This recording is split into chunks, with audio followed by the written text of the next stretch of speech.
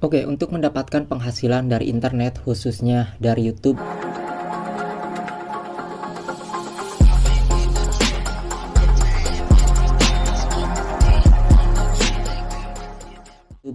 memang tidak mudah bagi sebagian orang.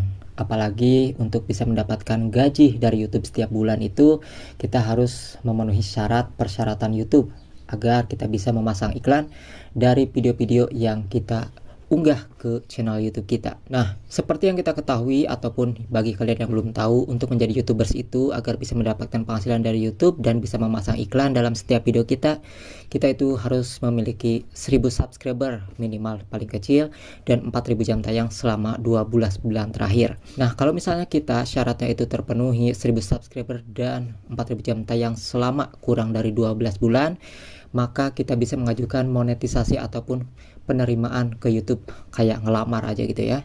Nanti kalau misalnya sudah diterima, baru deh kita bisa memasang iklan, mengaktifkan iklan di setiap video kita, dan kita bisa mendapatkan penghasilan dari YouTube setiap bulannya. Nah, ambang batas pembayaran YouTube ini yang bisa dicairkan setiap bulan ini adalah paling kecil itu harus 1.300.000. Kalau misalnya kalian bulan ini mendapatkan uang 800.000 ataupun 1 juta, itu belum bisa diambil ya, karena batas kecilnya paling bisa ditarik itu 1.300.000. Jadi sekitar 1.300.000 lebih baru deh kalian bisa mendapatkan penghasilan dari YouTube. Intinya, apakah gaji YouTube ini setiap bulan atau enggak, ataupun 2 bulan sekali, 3 bulan sekali, tergantung memenuhi ambang batas pembayaran 1.300.000 lebih atau tidak. Jadi itu ya. Sebagian orang ini kan, untuk yang bukan artis tentunya tidak mudah ya untuk membuat channel YouTube ini, apalagi mendapatkan subscriber dan penonton yang banyak dari YouTube. Nah, maka kita ini yang pertama adalah membuat konten yang satu tema. Satu tema itu harus konsisten terus menerus, itu saja yang diunggah ataupun yang dibahas. Misalnya kita membuat tentang resep masak, banyak sekali resep masak ini ya, mau masak apapun itu kalian bisa buat, ataupun tutorial memasak, tutorial hijab, ataupun konten musik, pembahasan. Ada juga tentang hiburan, film pendek, komedi, dan juga vlog juga bisa. Itu kalian yang penting konsisten upload video, minimal sebenarnya sih harusnya setiap hari, bisa 1 kali ataupun 3-4 kali, agar lebih banyak rekomendasi YouTube yang merekomendasikan video kalian ke penonton, meskipun penonton tersebut tidak mencari video kita, alhasil video kita akan disajikan ke beranda YouTube. Nah, setiap video-video yang kita buat ke YouTube itu harus ada ya yang namanya yang disampaikan kepada penonton, apapun jenis kontennya. Karena apalagi kita bukan artis. Siapa kita yang bukan artis? Orang-orang ini malas untuk melihat aktivitas kita karena kita bukan siapa-siapa. Maka ketika kita bukanlah siapa-siapa ataupun bukan orang terkenal, maka alangkah baiknya kita setiap membuat konten apapun temanya itu harus ada yang disampaikan ke penonton. Misalnya kita lagi nge-vlog, itu harus kita sampaikan, wah ini tempatnya bagus, harganya berapa, menunya seperti apa, begitu ya. Ataupun pembahasan pun harus ada yang kita sampaikan. Pelajaran apa yang bisa kita sampaikan, yang bisa diambil oleh para penonton dalam sisi positifnya, agar mereka pelajari tentang pengalaman ataupun pelajaran yang sudah kita pelajari. Nah, untuk mendapatkan subscriber ini sekarang itu ada yang namanya video shot di YouTube ya. Bahkan video shot ini bisa mendapatkan penghasilan meskipun YouTubers tersebut bukanlah seorang YouTubers ataupun tanpa harus memenuhi 1000 subscriber dan 4000 jam tayang. Nah, kalau kita lihat channel Bang Windah Saudara, ini adalah seorang gamer live streaming ya, seorang gamers ataupun kontennya tentang game. Dia sudah lama nge-YouTube dan subscribernya jutaan. Tapi dia ini tersalib oleh salah satu YouTubers yang bukan siapa-siapa sebenarnya, dengan hanya mengunggah video shot tentang game. Bahkan subscriber Bang Windah ini kalah jauh ya dari orang tersebut. Itu ada dibahas oleh Bang Windah Saudara. Maka dari itu kalian upload juga nih video shot ke channel YouTube kalian. Tapi usahakan video shot yang kalian unggah ini original. Namun ketika mengajukan monetisasi, banyak sekali keluhan dari para YouTubers pemula yang kontennya ini ketika mengajukan monetisasi itu tidak diterima. Ternyata setelah dihapus video shotnya ini baru deh diterima.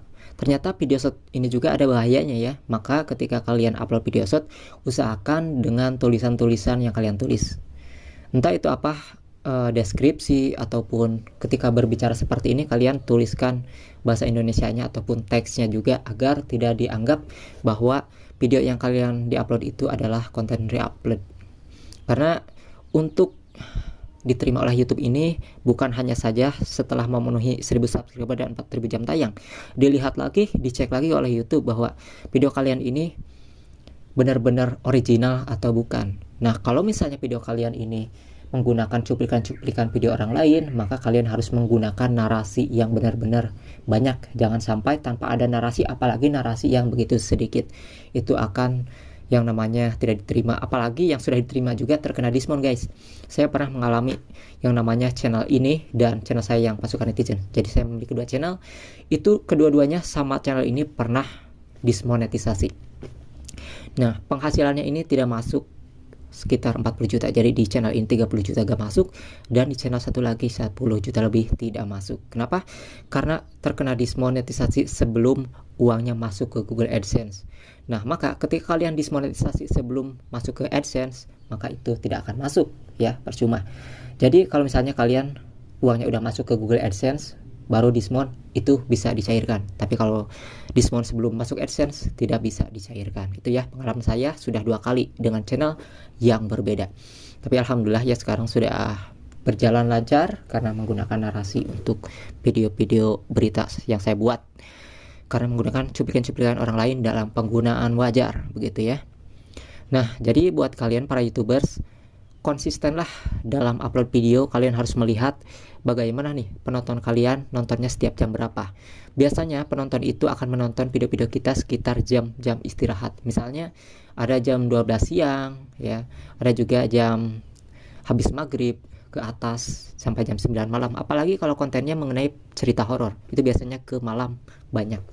Dan juga konten mengenai yang namanya solo camping, itu biasanya ditontonnya malam. Jadi kalian bisa cek juga nih setiap upload video tuh, setelah video kalian banyak, lihat penonton kalian itu banyaknya di jam-jam berapa, di siang hari atau malam hari. Jadi usahakan kalian konsisten dalam upload video.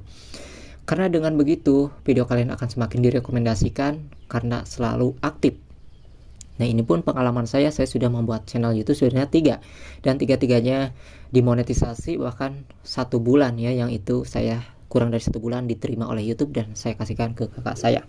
Nah, maka dari itu kalian harus konsisten dalam upload video ya, harus konsisten, jangan sampai malas-malasan. Apalagi baru upload 15 video, 50 video, 100 video, itu kalian jangan malas-malasan. Meskipun penonton kalian sedikit, subscriber susah, itu nanti akan mengalir sendiri. Mereka ini akan direkomendasikan salah satu meledak, maka semuanya akan banyak penonton. Jadi perlu kayak mancing itu ya, kalau misalnya kail kita jejerin banyak, maka setidaknya salah satu pasti ada yang nyangkut.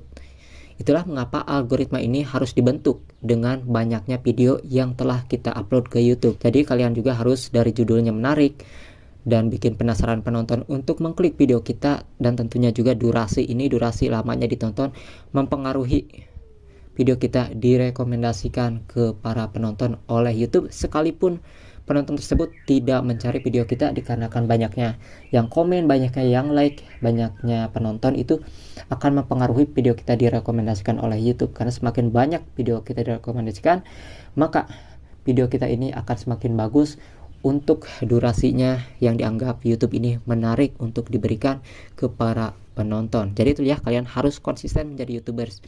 Saya juga awalnya begitu susah banget mendapatkan 1000 subscriber, apalagi penonton. Ini sangat sulit sekali, tapi lama-kelamaan ya, dengan alur yang kita jalani begitu saja dengan konsisten terus menerus, maka video kita akhirnya direkomendasikan oleh YouTube. Luar biasa sekali kalau kita direkomendasikan oleh YouTube. Nah, lalu selanjutnya adalah kalian bisa juga mampir-mampir ke channel-channel kecil yang set tema dengan kalian, maka mereka pun akan terkadang akan balik menonton channel kalian karena merasa dihormati. Jadi untuk menjadi seorang YouTubers itu jangan mudah menyerah. Kalian harus konsisten upload video, karena tidak ada yang tidak mungkin kalau kalian benar-benar niat dalam upload video. Jangan malas-malasan. Yang harus kalian perhatikan adalah kualitas video dan juga audio, karena penonton ini ingin mendengar apa yang kalian sampaikan, bagaimana gambaran yang kalian sampaikan juga kepada penonton. Audio dan kualitas video itu menentukan ya. Meskipun hanya menggunakan satu handphone saja, itu menentukan penonton menarik ataupun menyukai channel kita, apalagi kita ngomongnya tidak bertele-tele. Nah, ketika kalian misalnya mau ngomong tentang membahas tutorial atau sesuatu, bahasa kalian masih patah-patah, masih bingung, masih belepotan ngomong, itu lama-lama dari kritikan para penonton juga itu akan mempengaruhi kita untuk semakin lebih baik ke depannya. Bahkan saya pun waktu itu ngomongnya terlalu banyak, meskipun saya sekarang juga tidak terlalu lancar, tapi awal-awal membahas itu sangat sulit sekali ya, sangat sulit sekali dan malas banget. Tapi kalau seiringnya berjalannya waktu, maka kita akan belajar tentang pengalaman kita bagaimana mendapat penghasilan dari YouTube itu lumayan ya, bisa jutaan setiap bulannya. Kalau kalian misalnya konsisten dalam membuat video ke YouTube, jadi itu pelajaran yang harus kalian lakukan, dan tentunya kalian harus memiliki motivasi. Jadi kalian ini nyontoh YouTuber mana, terus kalian ini untuk menentukan ide dari konten mana, kalian itu harus subscribe juga dan nyalakan lonceng YouTubers yang memotivasi kalian tersebut, agar kalian bisa mencontoh bagaimana orang tersebut mengupload video dan bagaimana mereka ini bisa membuat penontonnya tertarik. Kalian juga misalnya tertarik dengan seorang YouTubers ataupun seorang YouTuber yang memiliki konten yang menarik, itu kalian harus contoh, oh ternyata ini menarik tuh seperti ini, itu kalian harus pelajari juga ya. Dan bagi kalian yang mau nanya silahkan tulis saja di kolom komentar mengenai tentang seputar YouTube.